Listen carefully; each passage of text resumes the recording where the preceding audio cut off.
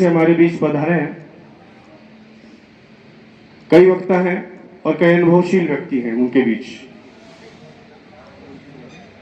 तो हमारे आदर्श और इस समाज के सच्चे सेवक और जन सेवा में लीन वो शख्सियत जिनको हम नवल जी नायला के नाम से जानते हैं, आप मंच पर पधारे हैं कि तुम्हारी शख्सियत से सबक लेगी नई नस्लें।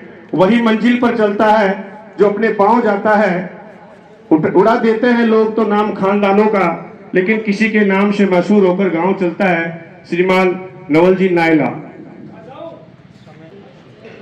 सभी समाज बंधुओं को सादर प्रणाम। हमेशा मेरे साथ में एक ही प्रश्न आता है सर कि आप हमेशा जागा जागा जागा शब्द की तोते की तरह रट लगाते हो। हमारे को कोई प्रमाण दीजिए कि जागा का अर्थ क्या होता है।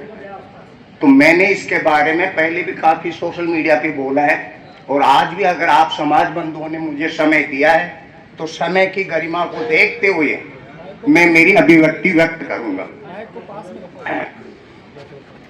वैसे तो देखा जाए तो वेद काल के अंदर अपने समाज का नाम यागा था। यागा का अपभ्रंश शब्द ही जागा हुआ। तो वेद कालीन समय बढ़ा या समकालीन अभी 1600 ईस्वी बढ़ी। तो पहले तो वेदों पे ही चलते हैं। फिर वेदों के बाद में एक माहेश्वरी समाज है। उस माहेश्वरी समाज को क्या है कि राजा थे, निष्कासित हो गए, जंगल में चले गए। 72 लोग थे। 71 लोगों को भगवान शिव ने दर्शन दिया, जो महेश्वरी कहलाते हैं, महेश के नाम से। 72वां जो बंदा था वो कहीं दूर चला गया, आकर के भगवान शिव से बोला कि मुझे भी तो कुछ चाहिए। तो उन्होंने कहा कि ये जो 71 लोग हैं इनका सबका वंश लेखन करो, आप इनके राजा है। तो वो राजा शब्द ही अपभ्रंश होकर के जागा हुआ। तीसरा जो उदाहरण है नंदराय जी। भगवान कृष्ण का जन्म हुआ जब नंदराय जी आए थे। उस टाइम पे सूत जी, मागध जी जिसका मैं वंशज हूं, और बंदीजन तीनों उपस्थित थे। तीनों की वेशभूषा बताइए, तीनों का कार्य बताया है कि मागध का कार्य क्या है, बंदीजन का कार्य क्या है, और सूत जी का कार्य क्या है। तो उन्होंने जैसे कहा कि मैं मागध वंशी हूं, भागवत जी के 10वें स्कंद में 5वें अध्याय में 6ठा श्लोक है, स्पष्ट शब्द है उसमें मागध वंश, और हम सब बैठे हैं, सब मागध वंशी हैं। फिर उसके बाद में जैसे मागध वंशी का उन्होंने श्लोक बोला तो नंदराय जी ने कहा अच्छा आप जागा हो, जागा हो।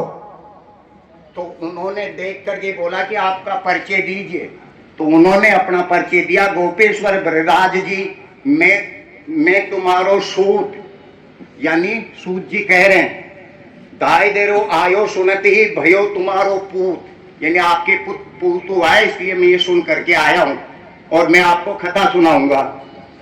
फिर जागा की बात, जागा अपना परिचय देता है।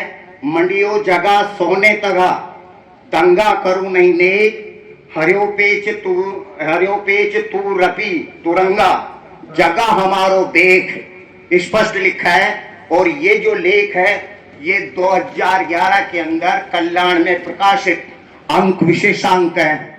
उसमें परम पूजनीय देवलोकगामी जो थे संत, उन्होंने अपने प्रवचन में कहा है, वासी संत पूज्यपाद श्री प्रभुदत्ती ब्रह्मचारी जी महाराज ने अपने प्रवचन में कहा है जागा, सूत और बंदीजन की स्पष्ट व्याख्या, जिसका लेखन किया है श्याम जी पांडे ने, जिसकी पृष्ठ संख्या 110 और 111 है। और इसका एक श्लोक भी है वेदों के अंदर, सुप्तेषु जागृति जागा। जागा शब्द का मतलब समाज नहीं है, जागा शब्द का मतलब एक विचारधारा है। वो किसी भी वर्ण व्यवस्था से हो सकता है, जिसके अंदर जो आदमी सो रहा है, अपना सब कुछ खो दिया, उसको याद दिला करके तुरंत खड़ा कर दे, उसी का नाम जागा है। सुप्तेषु जागृति जागा, ये वेद वाक्य है। मैं अपने शब्दों को विराम देते हुए यहीं विराम देता हूं।